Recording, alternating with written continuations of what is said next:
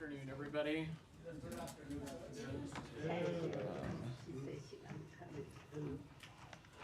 I don't have anything off the top today, so Daphne, do you want to kick us off? Yeah, thank you.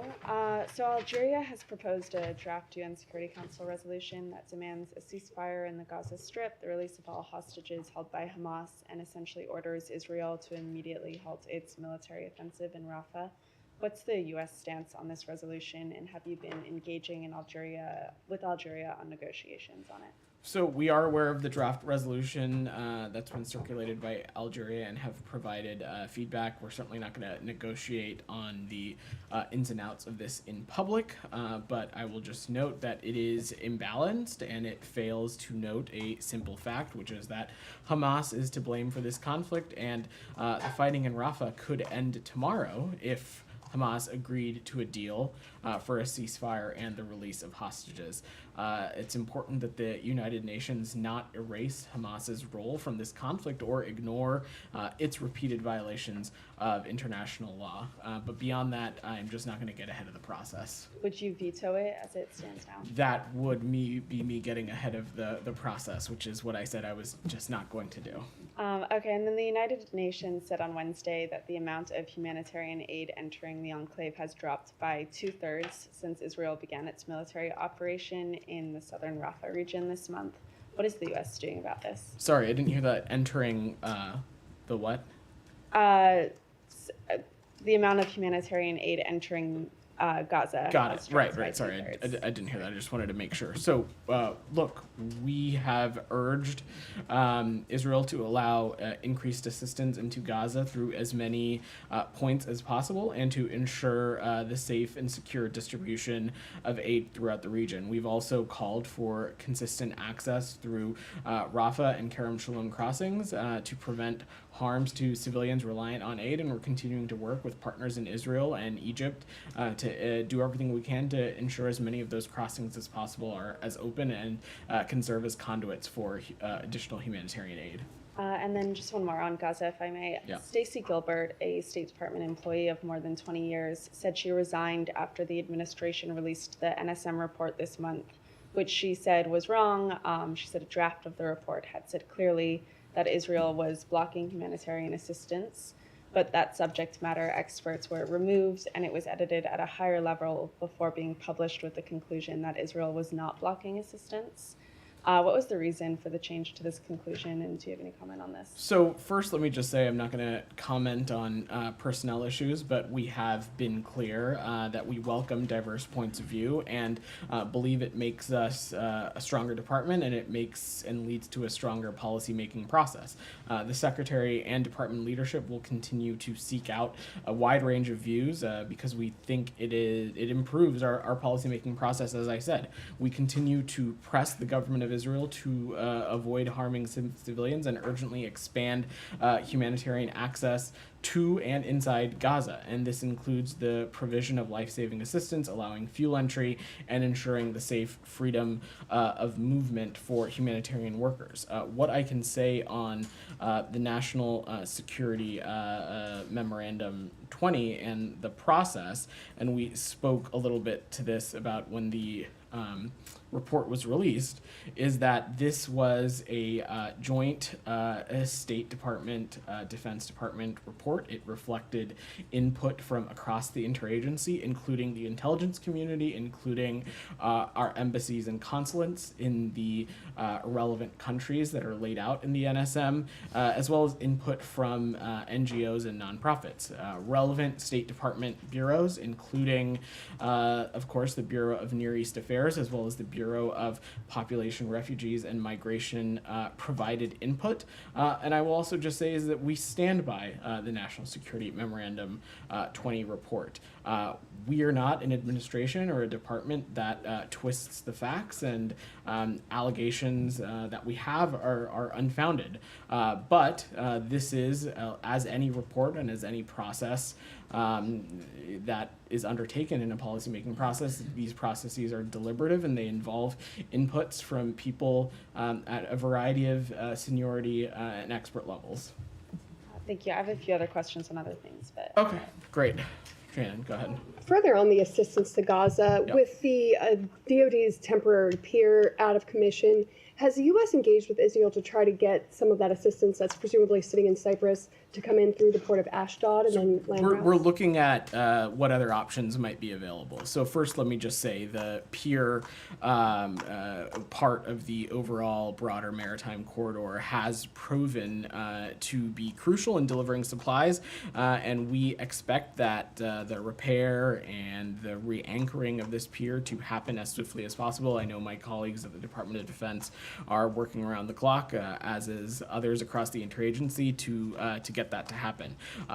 There is, of course, the warehouse in Cyprus. There is the port of Ashdod. There are the facilities on the beach side and other avenues like that. We think that those are viable options for the humanitarian aid commodities, and so we're continuing to consult with donor countries, the government of Israel, and other interlocutors on what might be feasible. But I don't have a new process to announce. Leon, is that you had your hand up? Yeah, I was just hesitating. You said the part of this pier has been crucial to distribute aid to Gaza, but in fact, since it started, it's been having a series of issues and problems. Leon, since it started, more than 100 metric tons of aid has been transported from the pier to a staging area where UN humanitarian groups distribute it to Palestinians. Of course, we want these repairs and the re-anchoring to happen as swiftly as possible, but it has been an important piece of our overall humanitarian aid efforts, and I know that across the interagency, we are working around the clock to rectify the challenges that were found due to some inclement weather. But we are doing everything we can to continue to open this process back up. We think it's been vital, but as I was mentioning to Shannon, there are some other components of this overall corridor, including the warehouse in Cyprus, Ashdod Port, other setups that we think are viable options for these commodities, and we'll continue to work on that process. Sure. Thank you, Go ahead. Vedant. But the United Nations has said that aid has dropped by 67%. That's a lot of aid. I mean, since the operation in Rafa began.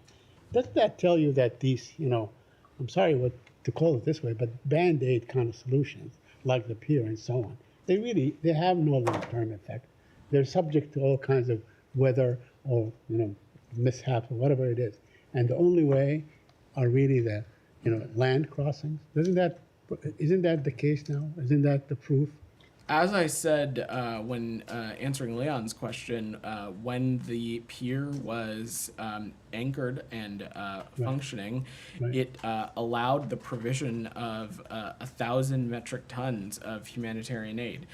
Also, I was pretty clear up here, as has Matt, as has Secretary Blinken, when we were talking about the JLOTS process and it being established, that this administration is one in which we are pursuing an all-of-the-above approach when it comes to humanitarian aid.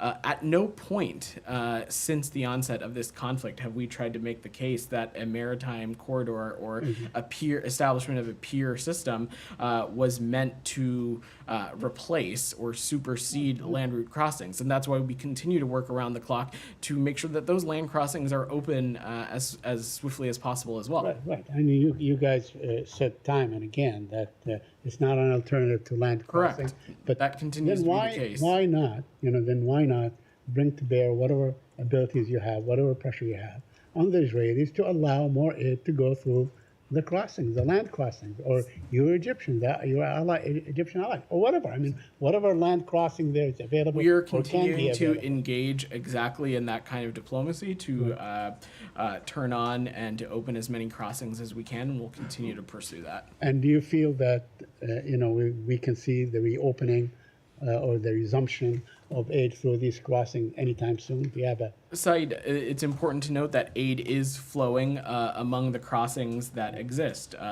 On May 29th, a total of 325 trucks crossed into Gaza. I certainly am not indicating that that is enough or enough to alleviate the dire situation in Gaza, but aid is flowing, and we are continuing to work around the clock with partners in Egypt and Israel to do what we can to make sure other vital crossings are open and can open as swiftly as possible. Simultaneously, we're doing everything we can to repair and retrofit this pier and make sure that it can be re-anchored as swiftly as possible as well. And I'm sure my colleagues at the Department of Defense can speak to you a little bit more precisely about that process. Now, there is a CNN New York Times investigation that determined that the weapons used in Rafa were American weapons, the GPU-39, whatever. Do you have any comment on that? Because yesterday I think the secretary said he was not sure yet whether it was American-made weapons and so on, something like that. So what is your position today? So I'm going to let the IDF speak to their investion, including what pieces. I'm asking you about, is this a U.S. weapon as far as you know? Again, it is not for us to speak to. We can't speak to individual weapons loadouts to Israeli aircraft. So I will let the IDF speak to their investigation findings and indicate, including anything that they have to share about what weapons were used. I just don't have an assessment for you that on site. And lastly, does it bother you guys when former officials, high-profile officials, like the former U.S. ambassador to the United Nations, Nikki Haley, writes on a bomb, finish them off? Or when someone that's still, like a senator, U.S. senator, says drop a nuclear bomb on them and so on. I mean, like in a final solution kind of a thing.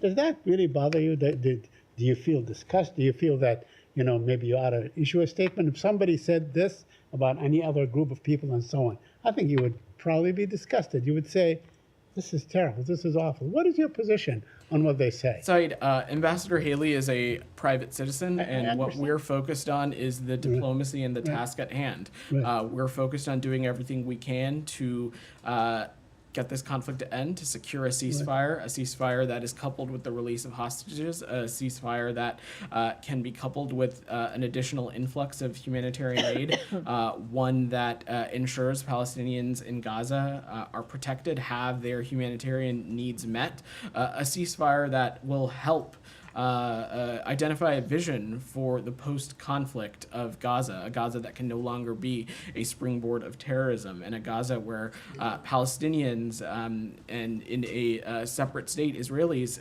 can live with equal measures of security and prosperity. That's what we're focused on. Can I just follow up on Saeed's point? Sure, and then I'm going to go to Abby because she's had her hand up patiently. Unless Abby wants to go, I'll let you. Why can't you comment on whether or not this was a US bomb? Is that a matter of policy, or is it because you don't know? Tom, we just can't speak to individual weapons loadouts on Israeli aircraft. That's not something for us to speak to. This was not a U.S. operation, and we are not. We don't have boots on the ground as it relates to this conflict. And I will let the IDF speak to their investigations and their findings. Yep. Broadly, of course, the United States has a broad and robust security relationship with the government of Israel. That is certainly no secret. But when it comes to speaking as it relates to individual operations, we're just not going to do that from the U.S. government. And I defer you to our partners in Israel to speak to that. I mean, it matters, though. You're a spokesman for the U.S. government. If this was a U.S. weapon, as has been widely reported, and all the publicly available images are suggesting, there's obviously a locus of interest for you and potential responsibility given catastrophic deaths and the way that people were killed in this incident after an Israeli airstrike. So I'm just trying to understand why. I mean, have you looked at the pictures? Do you have... Tom, it's important. Let's not conflate multiple things here. First, as it relates to the origin of the weapon that was used, that is something that the IDF can speak to as it relates to their own investigations and whatever findings it chooses to make public or share or not. Separately, but related, regardless of the origin of this weapon, And regardless of what the weapon was that was used, it is devastating to see the images and the videos and the imagery that we saw from over the weekend. And that is why we went to the Israelis as soon as we were made aware of this about answers, about how this incident happened, why the level of civilian harm took place, even though it was not necessarily the intent. We need to understand how this transpired, and we believe that understanding that will also continue to help the government of Israel and the IDF as it continues to conduct its operations. That is true. That is our belief, regardless of whatever the weapon of origin is, and that is something that our Israeli partners can speak to in their own I investigation. think my question is just more about whether you know the origin of this weapon and you can't and won't talk about it, or whether you don't know. That's just not something I'm going to speak to, certainly not from the State Department. What you're talking about, if you want to get very technical, is No, it's not what technical. the It's just specific every weapon used in a weapons expert specific that's looked at operation. these images has established that it's an American weapon. So it just seems a slightly peculiar position not to be able to. I'm just not going to talk to speak that. to specific weapons payloads. Okay, and just on the, specific I think there was a operations. bit of confusion perhaps on Monday about the location of the tents and the fire and where the bomb or the bombs were dropped. And certainly the aerial images that have emerged since then appear to show the structures that were attacked very close to quite a lot of tents. The Palestinian journalist that took the photos of the tail fin and the electronics board of the weapon says that a child told him he found the electronics board in his tent, which would suggest a close proximity of the tent to the strike. So have you got any further 3 days on now about proximity? We don't unfortunately have any additional information, Tom. That's something we're continuing to engage with our partners in Israel. We have been told by the Israelis that it is conducting an investigation. We want to see that happen thoroughly, swiftly, and transparently. As I said, looking into these kinds of things, making these kinds of assessments are critical to ensuring that the IDF avoids similar tragedies in the future. Abby. Sorry. Thank you. The Secretary said yesterday that in light of the horrific consequences for their actions within Rafa, they have to consider whether the incremental gains made against Hamas are worth those unintended consequences. Does the administration believe that Israel is moving closer to that red line that they drew for reconsidering supplying U.S. weapons? So look, as it relates to a major military operation in Rafa, we have yet to see such a one transpire. There has been an uptick in military operations along the Philadelphia corridor on the outskirts, but we have not seen a major operation as it relates to Rafa. We're going to continue to monitor conditions on the ground and see what happens. But Abby, to take a step back, what the Secretary was referring to is something you've heard him say before, in that over the course of this conflict, it is imperative that our partners in Israel have a vision for what the day after this conflict is going to look like, and steps are taken to do whatever we can to help get the region out of this endless cycle of violence. That is in line with what the Secretary laid out in Tokyo last December, when we're talking about some of the key tenets of our vision for this region. A Gaza that can no longer be a springboard for terrorism against the Israeli people, a Gaza that is reunited under the Palestinian Authority with the West Bank, and we're looking for a real plan for progress for the Palestinian people, one that will bring the equal measures of dignity and justice for Israelis and Palestinians alike. To put it more candidly, a military operation here we have never felt is enough. We of course support and encourage every effort to defeat Hamas, but without some plans for some broader or greater diplomacy, we will continue to find ourselves in this endless cycle of violence. Can I follow up? I have one more. Sure. Oh, go ahead. No, go ahead. Better. Why don't I you just go had ahead? one more related question. Yeah. Can you confirm some of these reports that U.S. and Israel and Egypt will be meeting next week to discuss opening the Rafah crossing and securing the border between Egypt and Gaza, and what does the U.S. hope to see as far as who would be administering the Gaza side of the Well, Abby, I'm not going to speak to specific reports and diplomatic conversations. What I can say is that we are engaged in this work around the clock. We have been working tirelessly with our partners in Egypt and partners in Israel to do what we can to get the Rafa border crossing open.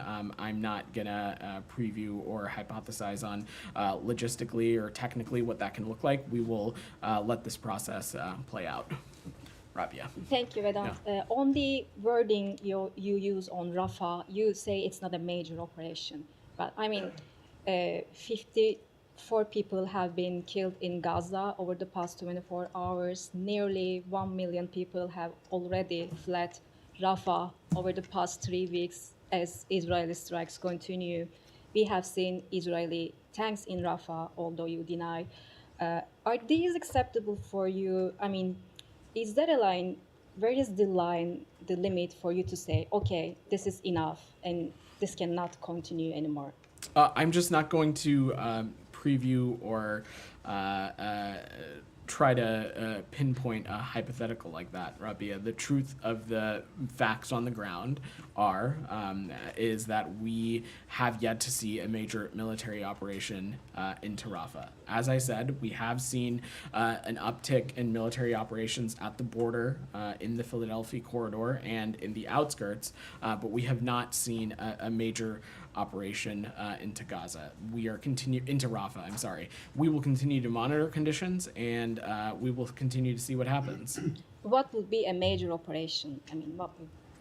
Again, we have been clear about what this isn't, which is not a major military operation. I'm not going to categorize it into one box or another. This is obviously a very dynamic and fluid situation. We're going to continue to consult with our partners in Israel and engage on these issues. Just a quick follow-up on yeah. Tom and Said's question regarding the CNN analysis on U.S. weapons. I mean, this analysis was based on open source information, like footage. Why isn't the State Department able to make a similar assessment based on, instead of relying on the IDF investigation? We're just not going to speak to individual weapons loadouts on particular aircraft. That's not something we're going to get into from here, and I will leave it to the IDF to speak to anything that they want to share as it relates to their findings in an investigation that they have underway. Go ahead. Just based on your answer, you haven't seen a major military operation, and you oppose a ground military operation in Rafah. You support Israel in going after Hamas. You're saying Hamas is embedded within the civilian population. Obviously, this is how the Israeli can go after Hamas, and these consequences would look like what we have seen during the weekend. So, just can you say on the record that you support what's taking place now without calling it a major military operation or a target military operation? Just can you give us an answer whether you support what's happening and what's taking place the way it's taking place now in Rafah? We support efforts to defeat Hamas, and we have supported those efforts since October 7th.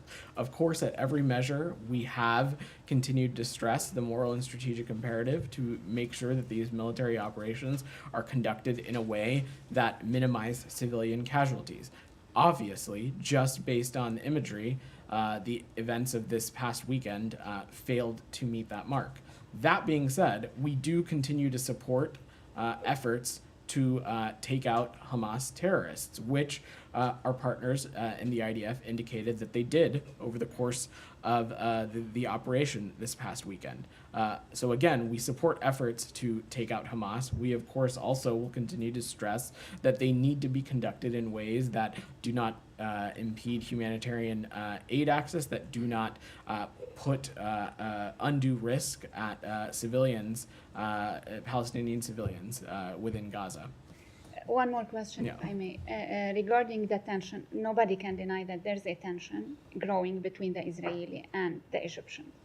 Now we have a delegation, the White House is sending a delegation. To what extent the State Department, this department, is engaged in at least avoiding this escalation?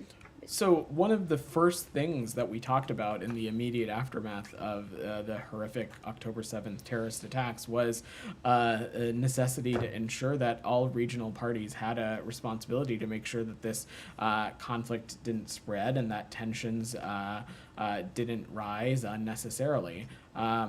As it relates to the Rafa border crossing and the engagements that are ongoing between our partners in Egypt and our partners in Israel, will continue to play a role in that conversation as we want to continue to see progress made in opening that crossing. We think that it is an important conduit for the overall humanitarian aid situation into Gaza, but I don't have anything to preview beyond that. Thank you. Willie, go ahead. Yep. She's called for a peace summit. Do you guys have any reaction to that? Not really. Look, the United States has a clear vision here on what we think that needs to happen. We have not been ambiguous about it is necessary for a ceasefire, one that is coupled with the release of hostages, and one that is coupled with additional humanitarian assistance. Time and time again, we have seen Hamas move the goalposts or walk away from legitimate deals that have been on the table. But we also know that this is something that we're going to continue to work at. It's one of the things that the Secretary himself is committed to. It's why he has engaged so directly on this with multiple trips to the region. I will also note that beyond just a ceasefire and the cessation of this immediate conflict in Gaza, you've heard me say this before, it is crucial that we also talk about the kind of diplomacy and the kind of steps that are necessary to get the region out of this endless cycle of violence, one that is, as you've heard me say before, will stop Gaza from being a launching pad for terrorism against the Israeli people, one not under the leadership of Hamas, a terrorist group. And so those are the kinds of things that we'll continue to work on. But we're 8 months on now. These efforts clearly they're not going anywhere at the moment. I mean, why not be open to kind of fresh ideas? If any country is interested in thinking that they can play a productive role, they certainly are welcome to. But let's not forget or lose sight of the fact that this conflict could have ended yesterday if Hamas were to just stop hiding behind civilians, put down its arms, and leave Gaza. And we have yet to see that happen. Leave Gaza? You want them to leave Gaza? They are Gazans. Most of these people that are fighting. We're talking about. Where do you want them to go? We're talking about Who would take them? We're talking about a terrorist group, Saeed. Who would take them? DR, go ahead. Anything else on the Middle East before I go ahead. Go ahead. I don't think your question's on the Middle East, Jenny. I'll come back to you, I promise. Go ahead. That's okay. I think I've been doing this long enough to know. Go ahead. I promise we'll get to you, Jenny. Thank you. Thanks, Saeed. So you've mentioned these transparent investigations and sort of allowing Israel to conduct those investigations. Obviously, you've mentioned, or rather Matt mentioned on Tuesday, that lawyers have been integrated with the IDF to make sure that things are going in a way that's in accordance with international humanitarian law. Then we've also mentioned how images from this past weekend are devastating. And then the NSM-20 report that you put a lot of trust in just now says specifically that the intelligence community, quote, assesses that Israel could do more to avoid civilian harm. So at what point would the department see a pattern of civilian harm rather than just individual instances that they allow for investigations to continue? So let's take a step back here. I think I dispute the premise of your question.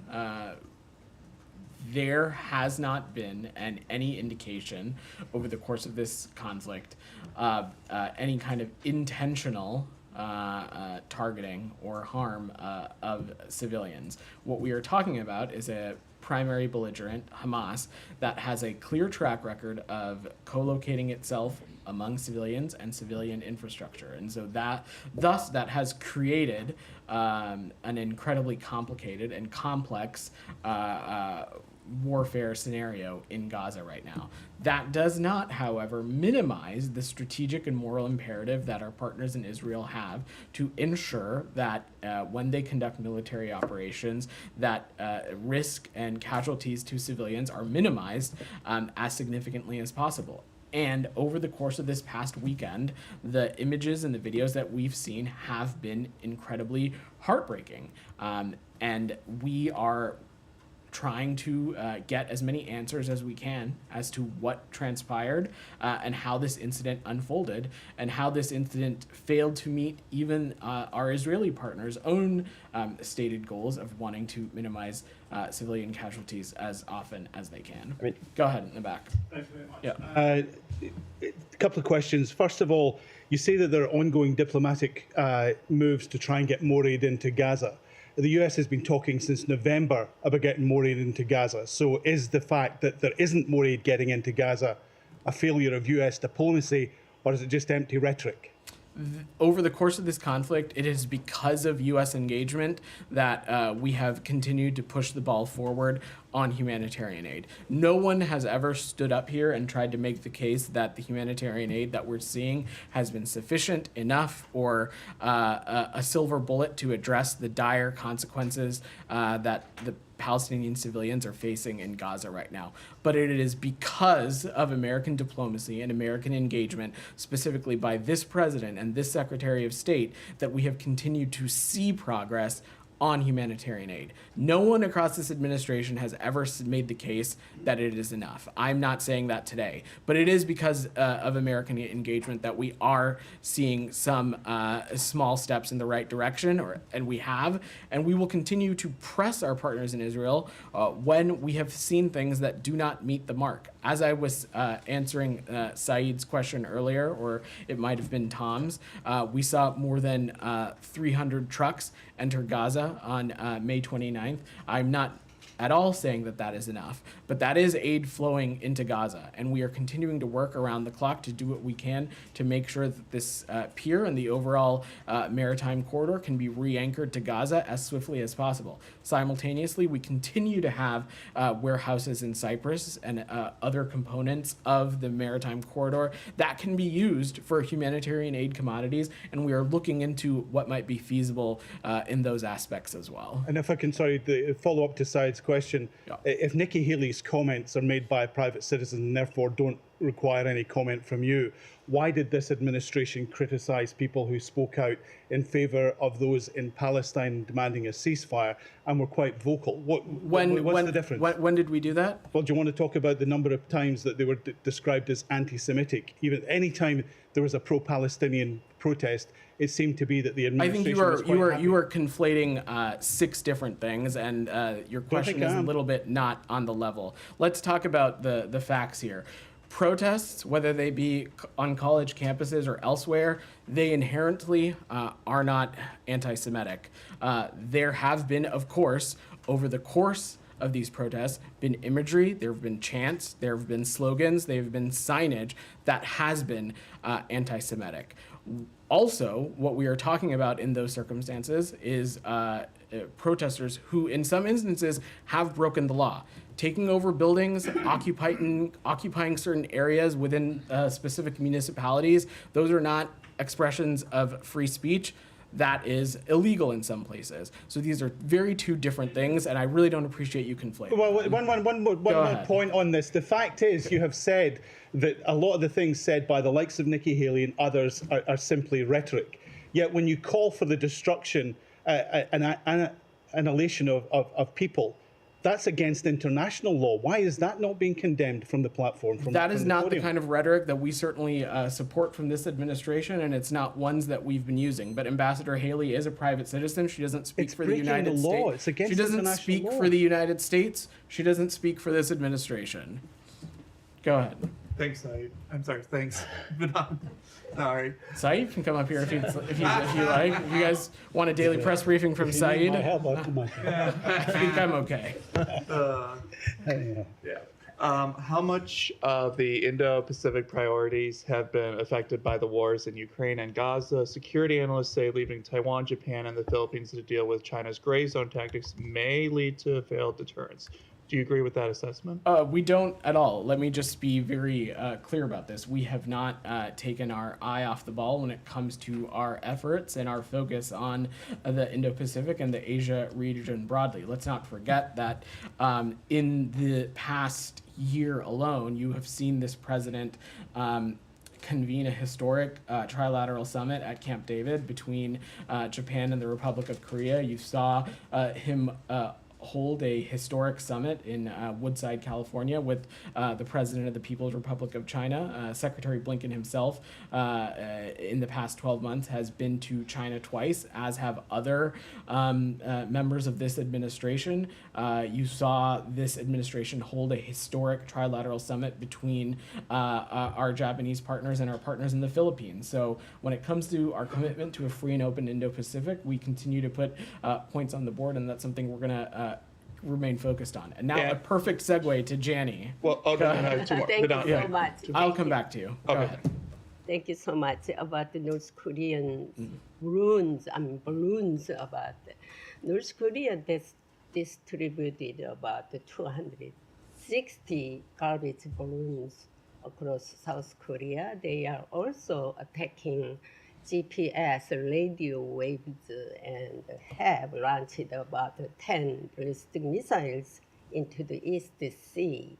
What can you say about North Korea continuing its provocation in the various ways? We continue to call on the DPRK to refrain from provocative actions and return to diplomacy. We condemn the DPRK's May 29th ballistic missile launch, and these launches, like other ballistic missiles, are in violation of multiple UN Security Council resolutions. They pose a threat to regional and international peace and security, and undermine the global and security, the global non-proliferation regime.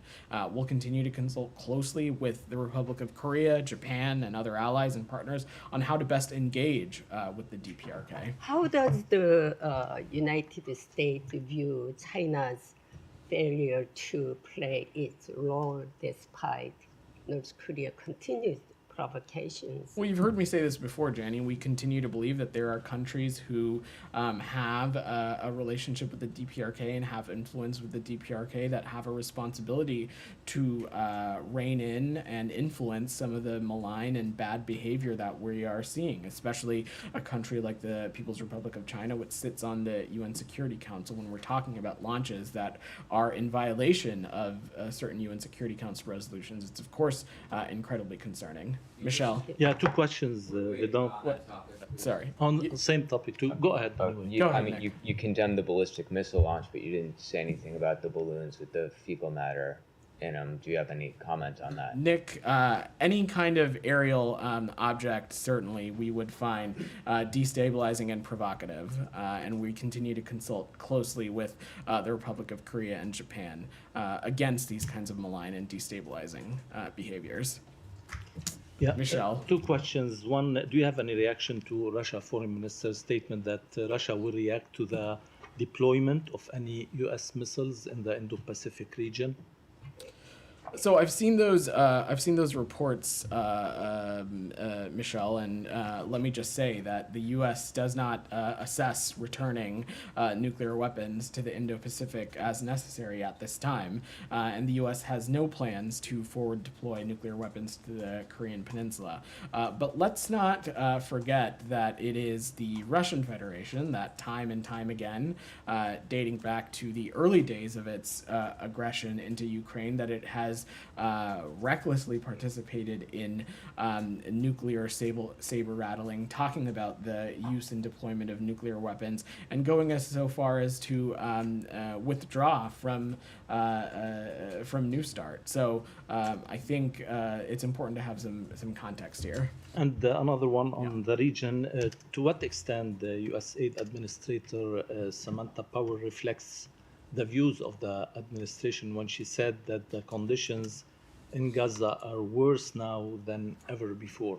So look, Michelle, it is not hyperbole to say that the situation in Gaza is dire. You've heard us say time and time again that there is immense concern of the onset of famine. That is why we are doing everything we can to ensure that more humanitarian aid can flow into Gaza. We're working tirelessly to open as many crossings as we can for that to take place. But is it your view as the views that Samantha Power expressed?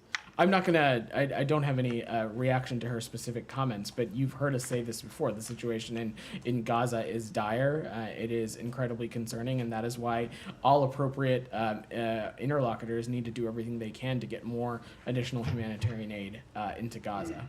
Daphne, go ahead. Thank you. Just back on China, Yeah. how was Deputy Secretary Campbell's meeting with China's Executive Vice Foreign Minister this morning, and what was the focus of that? So I think we'll have a more formal readout coming later today, Daphne. But to confirm, Deputy Secretary Campbell did meet today with the PRC Executive Vice Foreign Minister. This visit follows, as you know, Secretary Blinken's recent trip to Shanghai and Beijing, and it builds on the intensive diplomacy that has happened with the PRC over the last year to responsibly manage competition in the relationship, even in areas where we disagree. And as you heard us say, I would say on the margins of the President's historic summit in Woodside, we expect there to be continued engagement at senior levels from both sides of the Pacific. And I expect we'll have a more formal readout later today. Campbell yesterday placed blame on Chinese leadership for supporting Russia's war in Ukraine. Is the U.S. considering sanctions against Chinese leadership? We certainly would not preview sanctions from up here. You know that by now, Daphne. But this is something that we have talked about pretty clearly before, that this is a point of view that's not just held by the United States, but also held by the G7, the EU, and NATO countries as well, is that PRC support and the reconstitution of the Russian defense industrial base, it not only threatens Ukrainian security, it threatens European security. And we've made that clear in our engagements. The Secretary did when he was in the region. And if China does not curtail its support for Russia's defense industrial base, the U.S. Will be prepared to take further steps. But I'm not going to get into that from up here. Go ahead. Thank you. Oh, do you have one more? I've got a question on Sudan. I don't know. I'll come back to you on that. Thank you, Vedant. Yeah.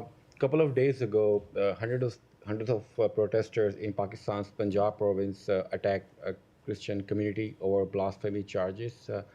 We have seen some horrifying images, and this is not the first time Christians in Pakistan facing such kind of attacks. So do you have any comments on that? So we are aware of recent media reports of mob violence and blasphemy charges against a Christian man over alleged desecration of the Quran. And as we've previously stated, we are always concerned by incidents of religiously motivated violence. Violence or the threat of violence is never an acceptable form of expression, and the U.S. Uniformly opposes blasphemy laws everywhere in the world, including in Pakistan. 5 Pakistani soldiers were killed in a gun battle with terrorists at the Pak-Afghan border region. And these terrorists who are regrouping in Afghanistan are not only targeting Pakistani security forces, but also targeting girls' schools and those who are trying to maintain peace in the tribal belt. Pakistan and U.S. recently held counterterrorism dialogue where Pakistan is seeking some modern weapons from U.S. You have anything to say? So we are aware of reports concerning the deaths of Pakistani soldiers that were conducting operations along the Afghan border, and you are right, we are in regular communication with Pakistani leaders as part of our counterterrorism issues, and we're going to continue to discuss regional security in detail, including through high-level engagements, working-level engagements, and other extensive bilateral consultations. One last question, if I may. Czech Republic is working on the extradition of Nikhil Gupta to the U.S. Gupta is, accused of involvement in the plot to kill Khalisani leader Gurpatwant Singh Pund in New York. He was named in an indictment filed by U.S. prosecutors. Do you have any details on that? So I would just refer you to the Department of Justice, who can speak to that. We're not going to comment on pending extradition matters. Jaleel, go ahead. Thank you very much, Mr. Vedant. Only two.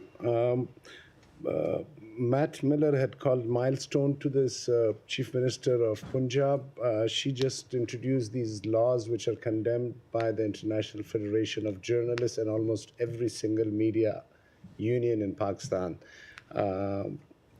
Do you condemn that, or do you want to take maybe that milestone statement back from her? I'm not aware of the specific policy, Jalil, so I would have to get back to you on that. Our comments that day were about the trailblazing candidacy of herself and her profile and background, and what it has contributed to her getting that position. It was not a reflection of any specific policy, which, like I said, I'm not aware of these. I'm not seeing these similar reports. Thank you. We're happy to look into it. Just one more. Yeah. Yes, please do look into it, because Sure. she was convicted in Supreme Court. Go ahead. Just second one is, last 2 years I have been raising this not because I have some personal interest, Pakistan's issue, and I compare it with Afghanistan. So when the US withdrew from Afghanistan, the currency in Afghanistan was 70, now it's 77. Pakistan rupee was 125, now it's 270. Last week, Dubai leaks happened where $12 billion of Pakistani businessmen, they send it to Dubai to purchase property, where at the same time, Pakistan is begging for 1 billion, 12 billion. And you have a prime minister who is openly insulting serving chief justices. Is there a question here? Yes. Are you at all worried about Pakistan? Like, these facts that I'm presenting you, these are facts, like not Imran Khan related. So, again, you've heard me say this before. We have a deep relationship with Pakistan over a number of key areas, and we'll look for ways in which we can continue to deepen cooperation, particularly in the areas of the economy and security as well. Geeta, go ahead. Thank you so much. Go ahead, Geeta. Thanks. Yeah. Today's UN General Assembly program in honor of the Iranian president who was killed last week. It seems like it didn't go as planned. It was much shorter. The U.S. didn't participate. Many European allies didn't participate. I was wondering what your take is of this low turnout in view of the fact that this was planned well in advance and everybody knew about it.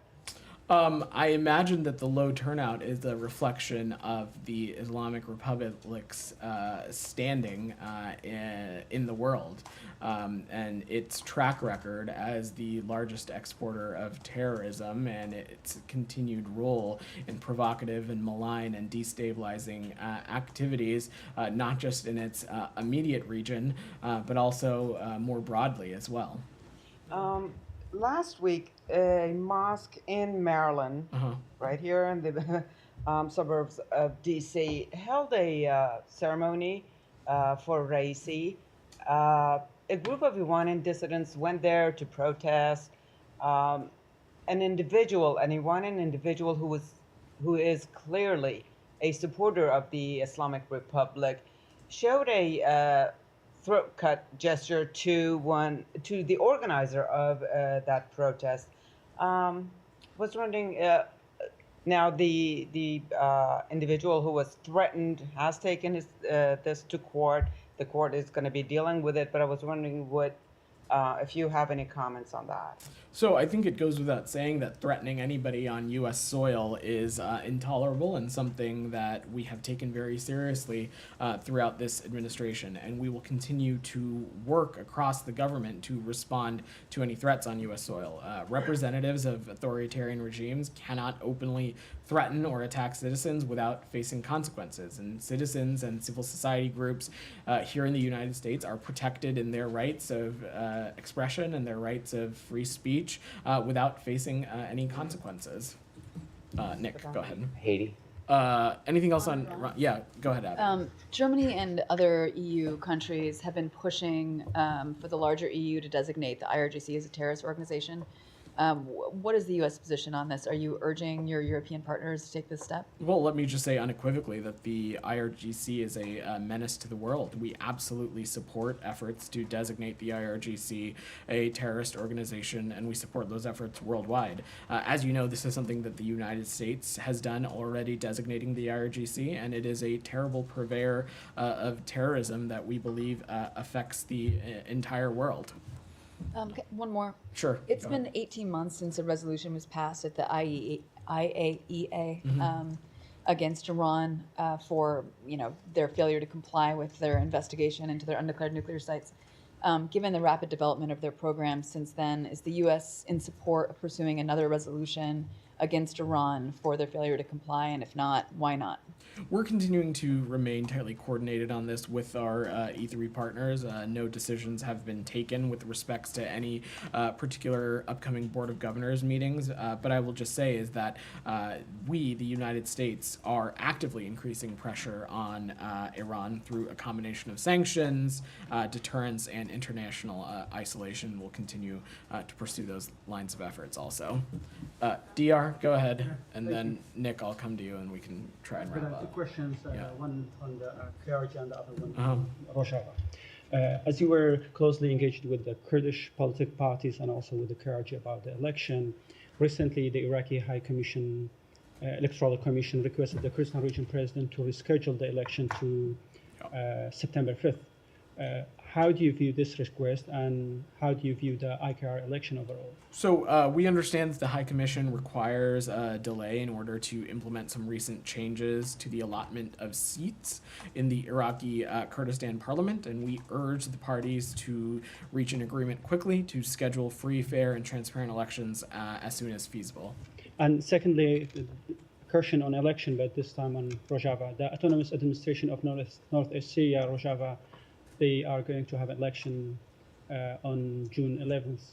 Does the U.S. representative to Syria monitoring this election, and how do you view the process of that election in Rojava? So you've heard us say this before, that any elections that occur in Syria should be free, fair, transparent, and inclusive, as is called for in UN Security Council Resolution 2254, and we don't think that the conditions for such elections are in place in northeast Syria in present time, and we've conveyed this to a range of actors in northeast Syria. Nick, go ahead. Yeah. Haiti, can you confirm reports that U.S. officials had negotiated with gang leaders in Haiti for the recovery of the 2 U.S. missionaries' bodies who were killed? And then also, do you know if those bodies have been repatriated? What I can say, Nick, is that those bodies have been repatriated. They are in the United States now. I'm not going to get into the deliberations beyond that. I will just echo what you heard the department say over the weekend, which is that we extend our deepest condolences to the families of these 2 American citizens. On behalf of the president, our ambassador in Haiti has been in touch with the families. This department has been in touch with the families, and we know that they are experiencing unimaginable grief. I can also add that today was when those repatriations happened in line with the family's wishes, and so our officials in Port-au-Prince worked with the families to make arrangements for those transports back to the United States. Daphne. Yeah. So Sudan's army yesterday rejected a call to return to peace talks with the RSF following a conversation between Burhan and Blinken. Burhan's number 2 on the country's Transitional Sovereign Council said the army would not go to Jeddah and, quote, whoever wants us to should kill us in our country and take our bodies there, unquote. Do you have concerns about this messaging, and what was Blinken's message in the call with Burhan about the Jeddah talks? So broadly, Daphne, I can just say is that we're engaged in intensive diplomacy to end this war and to mitigate the humanitarian crisis and to prevent future atrocities. As you noted, the Secretary spoke with General Burhan earlier this week, and the point of that conversation was to press him to end the conflict in Sudan and to resume negotiations under the Jeddah platform and enable unhindered humanitarian access, including cross-border and cross-line, to alleviate the suffering of the Sudanese people. All right, thanks everybody. Thanks everybody. You said you'd get back to me.